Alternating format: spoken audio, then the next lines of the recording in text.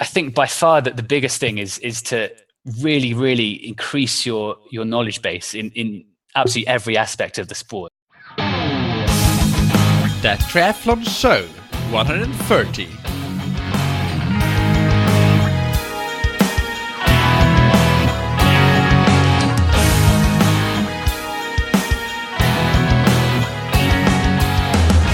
Hey, what's up everybody, and welcome back to another episode of That Triathlon Show, the podcast presented by scientifictriathlon.com.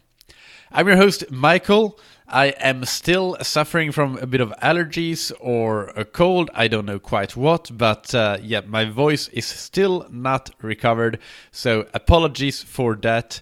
In addition, I am currently at a training camp that I host in the Algarve. We're having a ton of fun, fantastic cycling, but I don't have quite my usual podcasting setup. So if there are any issues with the audio here in the intro and outro, then that may be the reason. But it should all be good, and the interview was done at my usual setup. My guest today is David Nichols from the United Kingdom, but he lives in Moscow, and he qualified for the Ironman World Championships of this year in the Ironman South Africa race earlier this winter. And we will discuss that, how he did that, and in particular how he got very precise. He got the details right. He did a lot of research. He listened to this podcast for one thing, and he applied these things, and that made a massive difference to how he performed, and he managed to get the most out of his training. He was time crunched. He didn't train as much as you would probably expect an age grouper in that age group category train to qualify for Kona. But he really got the most of his time investment, and that is the topic of today's interview. You will learn all about that and get the most important things that David learned, what were the major drivers of his success in today's interview. But first, big thank you to our sponsors, Precision Hydration. Precision Hydration make electrolyte products that keep you from losing too much electrolytes, sodium, potassium, and otherwise when you go out and you train long, you train hard, you train in the heat. Electrolytes are a big important part of the puzzle of endurance performance, and you need to get it right if you want to qualify for Kona. But even if you want to maybe complete your first Ironman, not paying attention to things like nutrition, to electrolytes, that will derail your performance and put you at severe risk of not finishing your event. So go and check out Precision Hydration on precisionhydration.com, and you can get your first box of Precision Hydration electrolyte for free when you use the discount code ThatTriathlonShow, all one word, at checkout. And again, that's precisionhydration.com.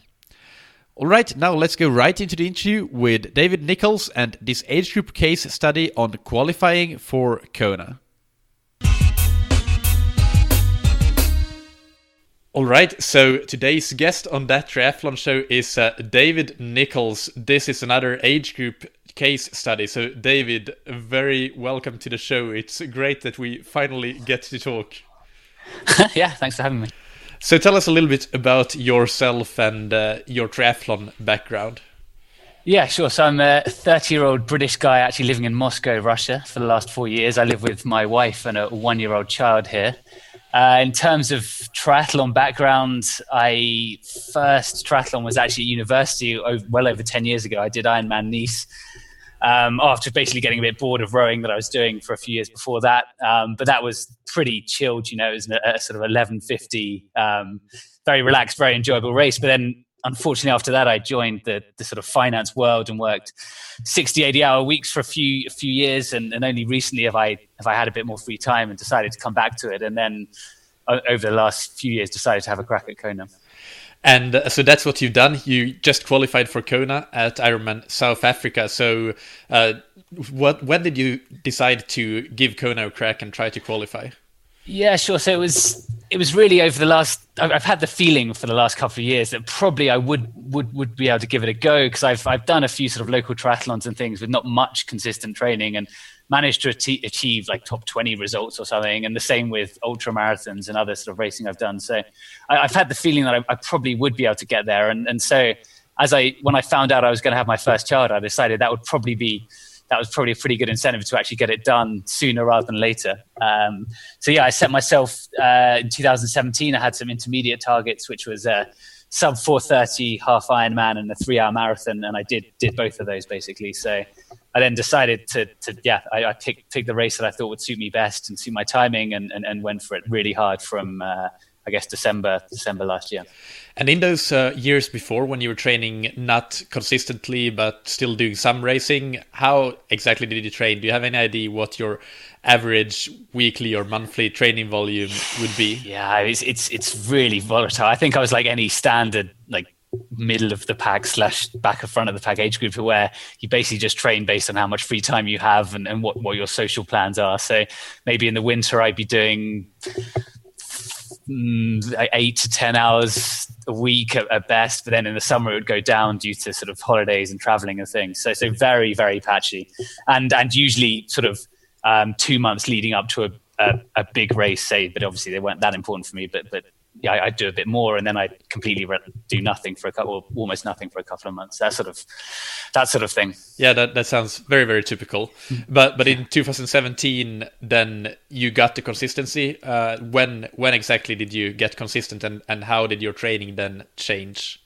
Yeah, sure. So, I mean, it was a slow process, right? So for my first goal was this half Ironman that I wanted to get a good time to show I was sort of on track for Kona. And that was sort of the start of getting this consistency, but the volume was still relatively low. So it was sort of maximum 10 hours a week, I think, because I had a young child. But then it really kicked off in December, and from December until April, I was doing I averaged 16 hours a week. But thanks to a few sort of 22 hour weeks when my wife was away, all my parents could come and help look after the baby. Yeah, but that's still not for qualifying for Kona. It's something that sounds within the realm of possibility for a lot of people that have that dream. So that I think can give people some hope that you don't need to do consistent 25-hour weeks to qualify for Kona. Yeah, absolutely. I mean, I think the one of my main learning points from it was it's actually a lot more though than those training hours, right? It's the core, it's the stretching, it's the making sure your nutrition's absolutely on point, it's making sure you sleep enough, it's the obsessing about your bike and stuff like that, and that does take a bit of time as well. So I think that was one of my biggest surprises, that actually it's a lot more than that. But I absolutely agree that it's doable for most people. I think it's just a question of how much you can commit over what time, depending on your fitness. So when you were doing this training, you had a young child, a young son, and you're working in finance still, but how much are you working? So kind of give us an idea of what a typical day in the middle of the week might look like for you. Yeah, sure. So it was, I mean, always early starts, obviously, and luckily my son helped that because he tended to wake up quite early. So always at least one training session before work, sometimes two. On my Thursdays, for example, would be an early swim, starting at 7, and then I swim with a masters group till 8:30. Then I put on my running shoes and straight away do a 40-minute to an hour run. Then go straight to work, get back from work at about 7. Then have an hour with my kid eating and doing a bath and stuff, and then I do maybe an hour and a half bike. That would be a standard Thursday for me. I guess you probably, or I know because I read your race report from South Africa, you did a lot of bike training on the indoor trainer. Yeah, I live in Moscow, so it wasn't really an option to train outside. But actually, I think even without that, I would have done all my training on the indoor trainer. I think it's just spectacularly effective, particularly as I did the Trainer Road program pretty religiously, and it just unbelievably effective. I've done it actually over the last year and a half. I followed some sort of Trainer Road program, and just the gains I've seen were absolutely incredible, especially compared to my friends who are doing a lot of riding, but not as much in a structured way. So I think that's a really key part of my my success and especially as indoors, you can work on the aero position, which again is something I see that my peers don't quite have as sort of as well as I do, because they do a lot of riding outside, where it's hard to stay really aero for a consistent amount of time. Yeah. But that's really good, and that structure that you get, the return on time invested is so much higher when you have the structure. And Trainer Road, you probably know because you listen to the podcast that I'm also myself a very, very big fan of Trainer Road, and a lot of the athletes that I coach are on it. And although I must say that these days I do most of my training outdoors because it's just so fantastic here in Portugal, and having a bit more flexibility, that's where I'm right now. But I still am a very strong believer in how great that software is for getting quality training done. Yeah.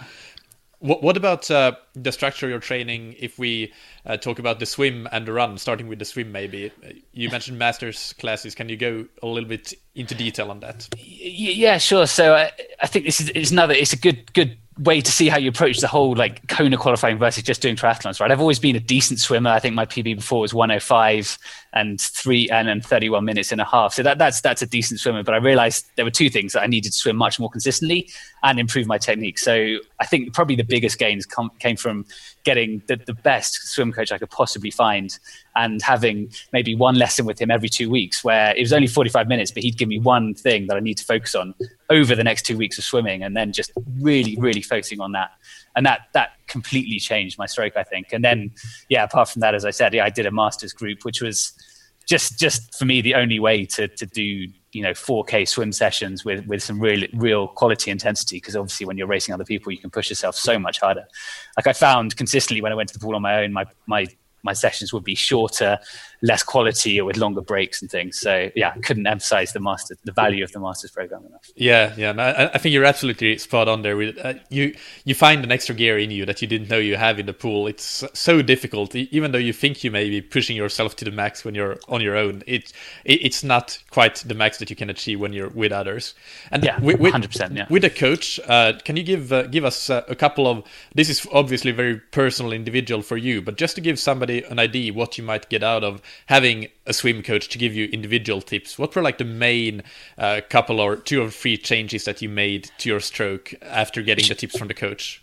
Yeah, sure. So I think absolutely the main one is sort of I guess it's kind of catch combined with how you move your arms through the water. And what we focused a lot on, which I found definitely the most helpful thing, I think, is we used swim bands for at least 10 minutes before every coach session, and then I use them again before every session I do at least 10 minutes of swim band work, which I guess you know what I'm talking about. It's basically elastic that has some sort of paddle attached to it, and that helps you really isolate that sort of early vertical forearm, I guess you could call it, but that's a bit controversial. But then so you're actually pushing water back rather than down, and I think that was by far the biggest change I had, that feeling of just being able to push the water straight back, because you get the elbow down and then push back. And that was also massively aided by using a snorkel, because then I could actually see what my hands were doing much better.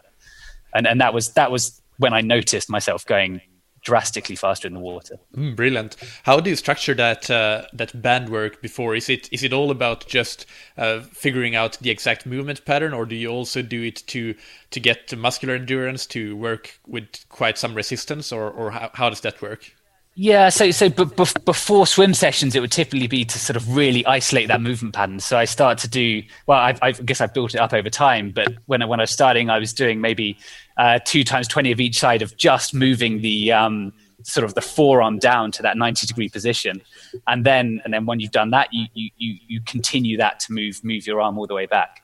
But then obviously sometimes, and my coach would have rather I did it more when I was not swimming. On days I wasn't swimming, I just used the swim band and do some much harder work. And I felt that was also, very useful, because it is very swim-specific muscles that I was building.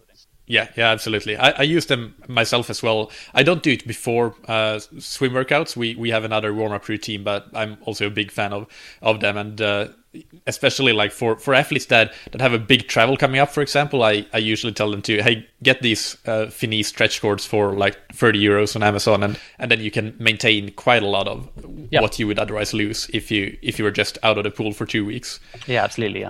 What about the run then? How did you structure that? Yeah, the run. So I think that my focus on running was 2 things. It was really the biomechanical part, and it's and I mean, as you know better than anyone, right? It's not technique, but it's making sure you have the right sort of core muscle strength to actually run properly and efficiently. And I'd self-diagnosed that I had actually, well, like everyone that sits in an office chair for 8-10 hours a day, I had very weak core, glute max. And so a lot of my work was focused on strengthening those, and then doing a lot of drills. So after at least 3 runs a week, I would do maybe 5-10 minutes of drills, so strides and the sort of typical running drills. And I felt that really helped my run. And just looking at race pictures compared to race pictures before, you can see that my sort of whole body is straight rather than sort of crook to one side like it used to be. So that clearly helped, and I wasn't injured at all.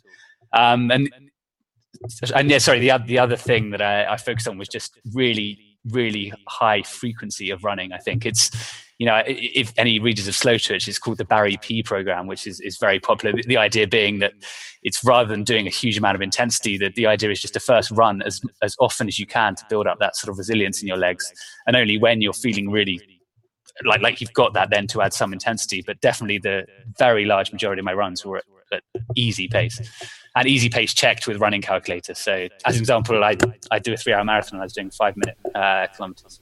Yeah, no, that sounds exactly right. And I was going to say that I was very impressed when I read that in your report as well about doing the drills 3 to 4 times per week after your runs. That's something that it shows the dedication to detail and attention to detail that you had throughout this process that you already mentioned a bit with the bike setup and all these other things, core strength and that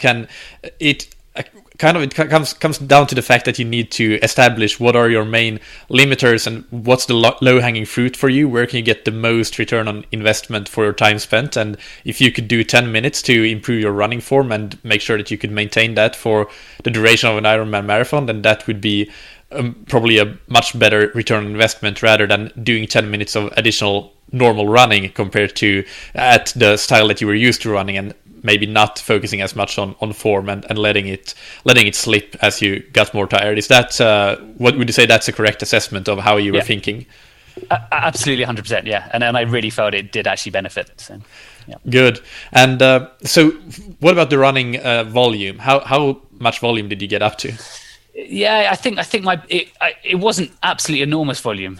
It was, I think my biggest week was just over 60k. So that's not huge volume at all. In fact, for Ironman racing, but my biggest constraint was I guess time, and that was the biggest constraint. Yeah, and you had a nice chart in the race report again, referring to that time and time again, that you, even though your pace faded towards the end of the South Africa Ironman marathon, you still faded much less and had much better splits in the last 10k compared to the other top age groupers in your age group. So that definitely is proof in the pudding that you did something right on the run there to be able to. Well, I think that combined with being a strong cyclist and as well as a decent weights program, I think, and it's so key. I think maybe just very quickly on weights. I think the cleverest thing I've heard is that why do you slow down in an Ironman marathon? You slow down because your muscles are just tired, right? You don't have the strength to go faster.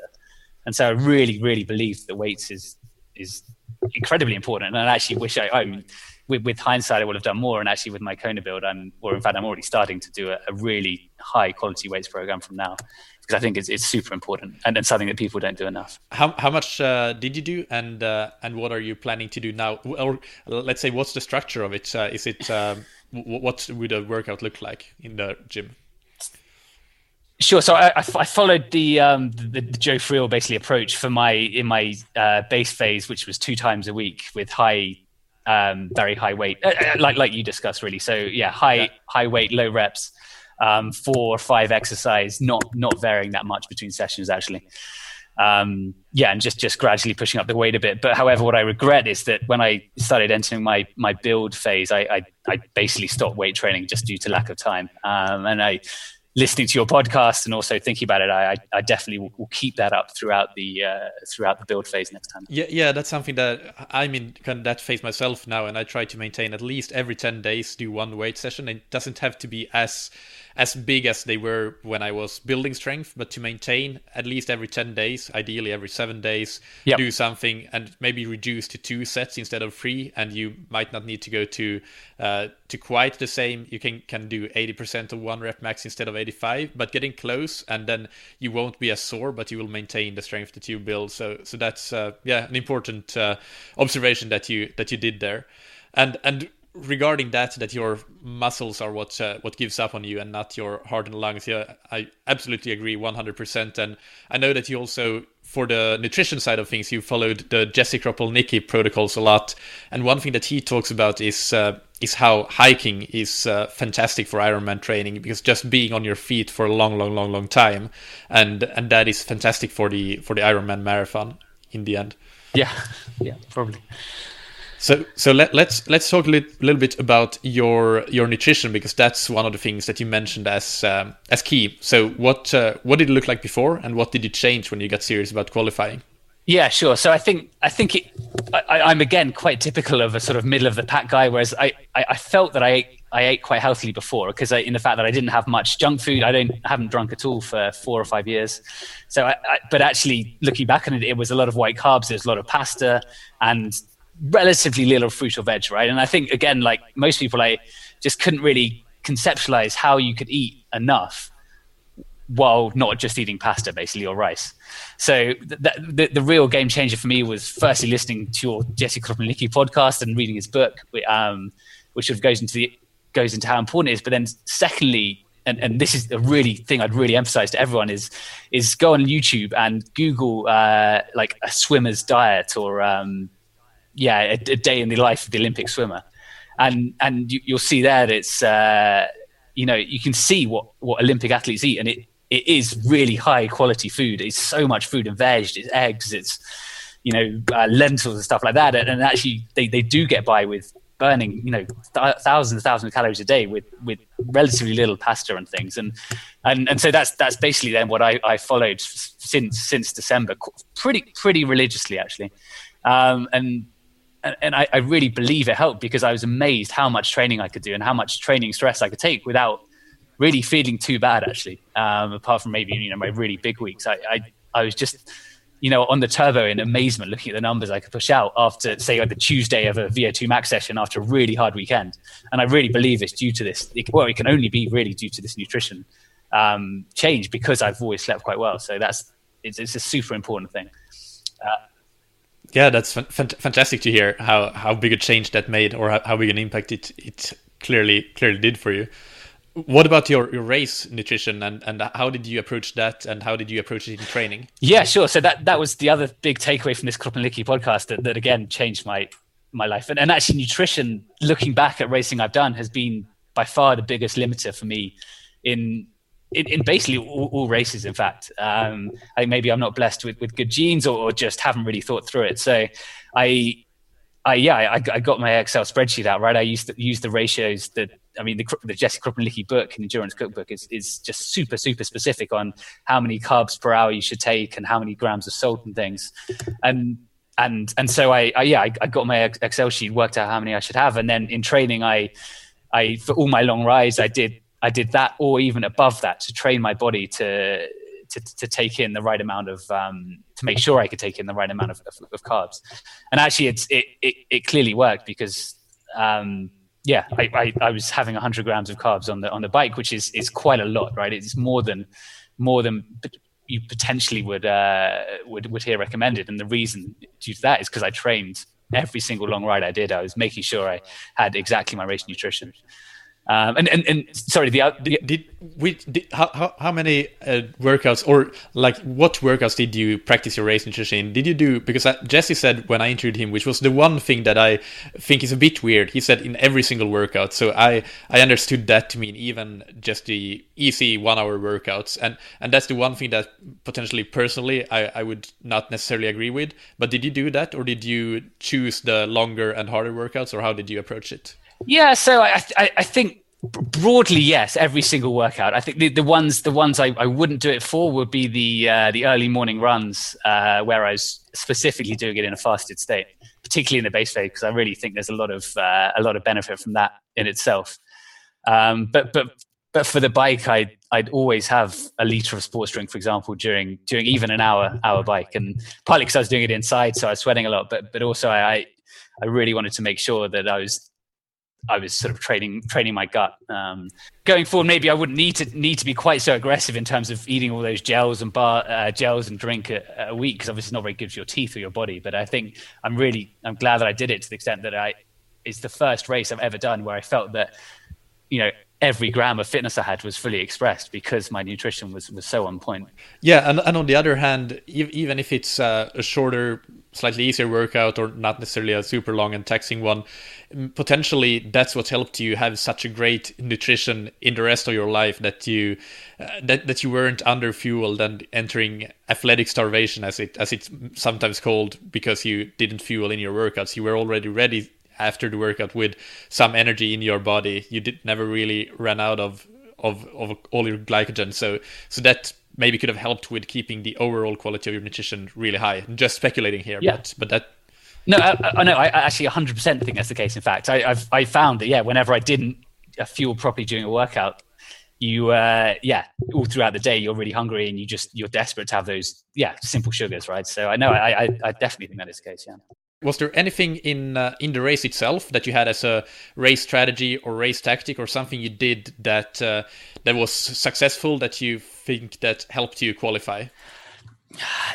I don't think so, really. I think most once you've got to the race, it's just about executing exactly what your numbers are, right? And you race your numbers and don't get too excited. If it helps, my watts for my bike, the target was around 215 watts, but I was very, very sure that I wasn't going to spike over 270 watts in any situation. And I think that's something that you see a lot of athletes do, is when there's hills, you go well above your FTP, and that ends up, you're burning too many matches, right? What percentage of your FTP did you have as your target? Around 65 or 66, and that's quite conservative. You see in for an advanced athlete, that's very conservative, I would say. Yeah, you see 75 and things, but I think partly my FTP was slightly inflated. I just got too good at doing FTP tests, right? And I could just absolutely kill myself for 20 minutes. And I don't think 95% of that was reflective of what my true sort of hour power would be. And then secondly, I was going to I wanted to get a certain time rather than podium, right? And so if I was trying to podium, I'd probably would have pushed it a bit more and just rolled the dice. But because luckily I chose a championship race where there were 9 slots on offer, I knew that I had to get around 9:25, and so I was going for sort of no much more than that, basically. So a relatively conservative approach. How did you approach pacing on the run?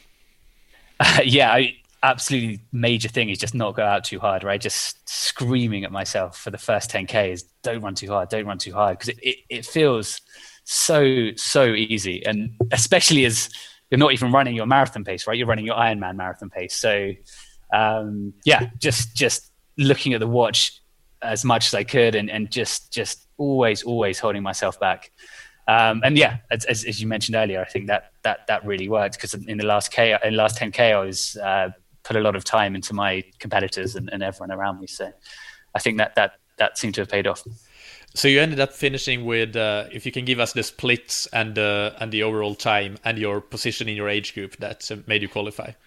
Yeah, sure. So I was 9:28 overall, and 9:26. What am I talking about? But my swim was 57 minutes, which was much more impressive than I expected. My bike was 5:06, whereas my plan was 5 hours, and then my run was 3:18. And so for age groupers they have as a dream or a goal to qualify for Kona, what tips would you give them? What advice?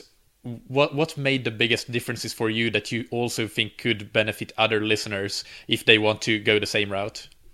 Yeah, sure. So I think by far that the biggest thing is to really, really increase your knowledge base in absolutely every aspect of the sport, right? And it's such a multifaceted sport. You have to think about nutrition, about biomechanics, about core strength, about bike aerodynamics, about bike position, and there's just so many aspects of the sport. And I think this especially applies to people that are coached, because I have quite a lot of friends that are coached, and they tend to just assume that because their coach will get them to Kona, but really the training is quite a small part of it. And especially the training prescription is all about execution of training, right? And so I think you really need to understand every single aspect and how they interact, so you can really make sure that you're doing every single thing possible. And then the second sort of stage of that is to really apply that knowledge and be self-critical. So every week I'd look back at my training and my week and really say, right, what could I have done better this week? You know, did I really do my 3 times 15 minutes of quality core work? Was that long bike really in a proper aero position with my shoulders tucked and my head really nice and low? Did I do the proper amount of salt in my race nutrition training and stuff like that? And it's that sort of really analytical approach that seems to have really worked for me. And I think probably the reason why I managed to qualify in relatively little training. Yeah, I love that self-reflection piece there, looking back at what you've done and what you could have done better. That's definitely a fantastic way to keep having that compound effect for you being in finance to keep improving and adding on top of what you're already doing and accelerating that improvement, even though you're getting more advanced potentially. So that's brilliant advice. What about time management? How did you manage all of that and fitting it in with a family and work? Yeah, I think that's the golden question, right? And the easy answers are things like you train in the morning or you do your training on the turbo. But I think it's good to be honest, right? And not sugarcoat it. It's really brutal, especially the 2 months before Ironman, to do these 16 to 20 hour weeks and all the other stuff while with the family. And so really the main sort of advice or reason I think I was successful in managing to do this training is just be really honest with both myself and my family quite how much it would require, right? But at the same time how much I wanted it and how much I would need to do in order to achieve this success. And so and sort of related to that is this idea of, for me, the idea of periodization is the fact that the closer you get to the race, the more serious you come and the more hours you do. And so the fact that my family understood that and understood that those 2 months particularly would be incredibly intense, and I would have to be increasingly selfish in terms of what I eat, when I slept, how much training when I trained and things. But after the race, that would completely reverse, and that I'd be 100% at their mercy in all ways. And that's how I got through it, I think, combined with a very understanding family, of course. Brilliant. So for Kona now, are you back in training now and starting to build towards Kona? I am, yeah, but I promised the wife that it's not going to be a big one. I was never going to be anywhere near podium in Kona. I was ninth out of 9 slots for my age group, and people beat me by 30 minutes. So for Kona, the plan is just to maintain fitness, do a bit more strength and conditioning, do some sort of heat acclimation type stuff, and go and just really enjoy it. I think it was an intense amount of work to get here. So yeah. Will the heat acclimation and changing the strength training do a bit more of that? Will those be the changes that you make, or additions to what you already done? Maybe training less, as you said, but the things that you want to improve, if we compare the South Africa build to the build that you'll have for Kona, will those be that too? Absolutely, yeah. I think I'll move the swim training a bit more to focus on the sort of the core and the body position, because obviously it's a non-wetsuit swim, and my pool times are 10 seconds slower than my wetsuit open water time. So it's clear that I have a lot of work to do there. But apart from that, yeah, it's definitely weights and heat acclimation. Okay. So I think that's about it before we move into the rapid fire questions, unless you have something that you can think of that we should talk about still, and maybe any tips that you have for age groupers in general, whether it's Kona qualifiers or not. If you have something, then feel free to chime in with that. I think one of the things I wanted to mention that I found most interesting was that and this is Jesse Kropelnicki also mentioned this, but if you look at some of the sports nutrition products, there's just nowhere near enough salt for what the normal body needs. And so you might think you're having the right amount of gels, and so that's okay, but it's really not. And so that's the thing I think that I changed, and probably the biggest change to my nutrition, and one of the biggest reasons for my success accordingly is that I significantly increased the amount of salt in, because I was using gels that didn't have enough in. Yeah. And as you know, Precision Hydration is the sponsor of this podcast. So there people can go and take a free online sweat test and learn how much they really need, whatever product they end up using, that gives them a ballpark number for how much sodium you should take in your training and racing. So that's a good resource to look at. Okay, so rapid fire questions. You know how this works. What's your favorite book, blog, or resource related to triathlon? Yeah, sure. So it's all podcasts, I think. I mean, this one is probably my favorite one, or definitely the one that taught me the most. But also Trainer Road, of course, Tower 26, and finally the Kona Edge, because I think it's also helpful to hear age groupers being interviewed and hear what they've done, because obviously it's really nice to hear it from people that are in your position. Great, and thank you very much. What's your favorite piece of gear or equipment? Power meter and computer with Trainer Road, I think. And what's a personal habit that's helped you achieve success? Curiosity combined with the ability to be very self-critical. Yeah, it shows, and that's something that I really admire. And I also, it was several times when I was reading your race report, I just had to pause and think, hey, this is a really excellent approach to everything. So David, I want to congratulate you. It's really amazing that on a relatively small amount of training for Kona qualifiers that you managed to do that, and especially not only considering your build, but actually the fact that up until a couple of years ago you were very inconsistent and don't have the big base. So it takes a lot then to go and suddenly be consistent and qualify for Kona through that. So that's a fantastic achievement and worth congratulating. Thank you very much. All right, so that's about it for this interview, and we'll definitely have more age group case studies in the future, because I got a lot of great feedback from the first ones that we've had. So this one was more about Kona qualifying. Definitely send me emails to michael@scientifictriathlon.com with suggestions for what kind of profiles you want, and if you yourself want to be interviewed, then you can also let me know about that. It doesn't matter if you're a complete beginner or a super advanced age grouper. Everything is welcome, because we all are at different levels at different times. So yeah, get in touch if you want to be on the show. All right, there you have it. I really hope that you enjoyed that episode. I definitely enjoyed talking to David and learning about what made him successful, what changes he made, what the big drivers for his success were, because I think that many of the things that he mentioned, they apply to so many other age groupers as well. So for me as a coach, for example, it is really helpful to learn about these things, what changes David needed to make and what changes were the most important to make in order to make the next steps of improvement and to be able to qualify for Kona the way he did on quite a small amount of training, as I said, compared to most age groupers in that category qualifying. It is very impressive, and I want to congratulate David once again. And thank you, David, for coming on and sharing your story. I really think this will be a hit, and it's super helpful for other age groupers to hear whether they want to qualify for Kona or not. Many of the things we talked about are things that they will be able to apply and improve as triathletes as a consequence. So big thanks to David for that. In the next episode of That Triathlon Show, I will interview Ryan Cooper, who is the founder of Best Bike Split. And we will talk about bike pacing, optimal bike pacing.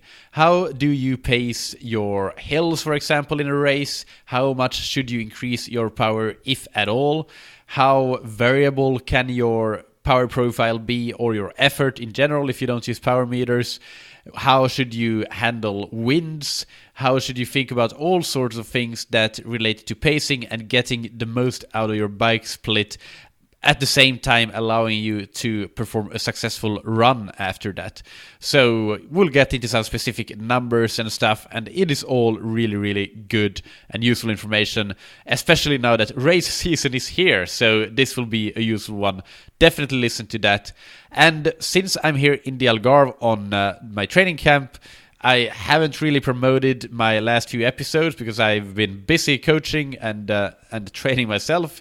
So the last episodes that I did with Professor Paul Larsen on intro training, they are absolutely amazing in my opinion. One of the most interesting interviews that I've done. I'm not saying that the episodes are amazing, but Paul's knowledge is amazing. So, and the takeaways that you can get from that. So definitely, if you missed them because I didn't post on Facebook or anything, then I might do that later. But if you missed it, they're already out. Go and check the That Triathlon Show feed, and it's there, episodes 128 and 29.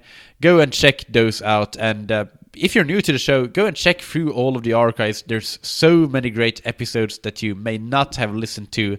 And subscribe so that you get all the episodes coming out in the future. But do go and check those archives and see what you may be interested in listening to that you haven't heard yet. So that's about it for this episode. Thank you so much to Precision Hydration for sponsoring this episode. Remember that Precision Hydration has a free online sweat test on their website that you can take to find out how much sodium you lose in your sweat. This will then give you a number of how much you should drink and with what electrolyte content in your drinks. So if you use Precision Hydration products, it is very easy.